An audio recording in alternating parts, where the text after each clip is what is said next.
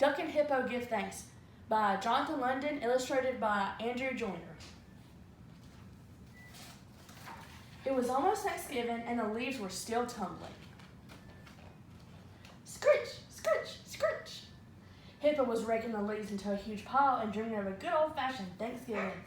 A white blur flew through the air. Whee! Ploof! And plopped right into the middle of Hippo's pile. What was it? A head popped up. It was Duck. Duck, Duck, cried Hippo. What are you doing? I'm jumping into a pile of leaves, said Duck. It's fun. Why don't you try it? I'm trying to make the pile all nice and tidy, Hippo said with a huff. Bonk! Just then an apple fell on Hippo's head.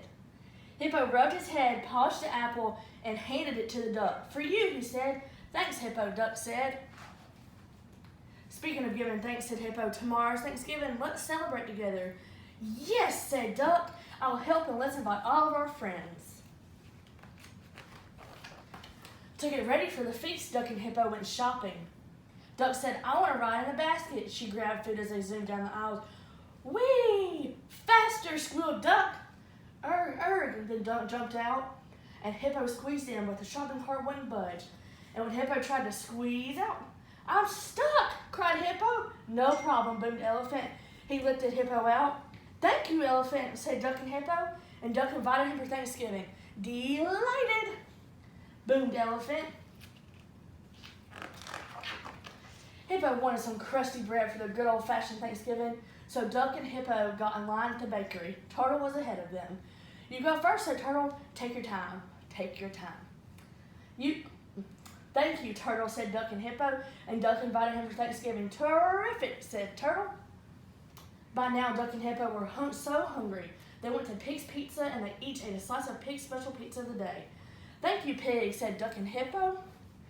And Duck invited her for Thanksgiving. Yummy, cried Pig. I can't wait. Back at Hippo's house, Hippo said, oh, there's so much to do for our good old-fashioned Thanksgiving. So Duck went out and gathered leaves. She couldn't help jumping in. Whee! Hippo went out and gathered pumpkins. Quack-a-doodle-doo, cried Duck, sitting on a pumpkin. I laid an egg. Then Duck gathered acorn squashes. Let me help you, Duck, said Hippo. Leslie, Duck, and Hippo gathered apples and headed back inside. But they jumped into each other at the door. Whoops! Hippo bowed and said, after you, dear Duck. Then together they decorated the table with leaves and squashes and perfect little pumpkins. When they were done, Duck did a dance on the tabletop and sang, ta-da! See you tomorrow, she said, jumping off. That night, Hippo went to sleep and dreamed of a good old-fashioned Thanksgiving. Before Duck went to bed, she told her friends, let's make something special for Hippo. The next day, Hippo was busy. He baked a good old-fashioned apple pie and a good old-fashioned pumpkin pie and a good old-fashioned acorn squash. And his house filled with a good old-fashioned smell. He couldn't wait for his good old-fashioned Thanksgiving to begin. But it was getting late. Hippo looked out the window. The full harvest moon was rising. Night had come, but where were Hippo's friends?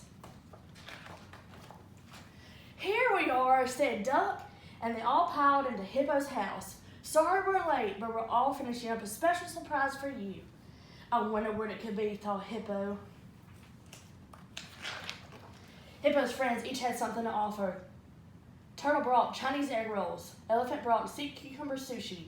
Pig brought pizza Napoleon. And Duck brought peanut butter and jelly tacos. Surprise! This is not a good old-fashioned Thanksgiving feast, thought Hippo. But then he looked at all the smiling faces of all of his dear friends. He spread his arms wide open and said, welcome and thank you for being who you are. Hooray, everyone shouted. Then they all gathered around the table and held hands. Duck and Hippo gave thanks for their friends, for being together, and for sharing nature's bounty. Let's eat, cried Pig. And it was the big, happy Thanksgiving feast, the best Thanksgiving ever. When they were done, Duck said, and now let's go outside.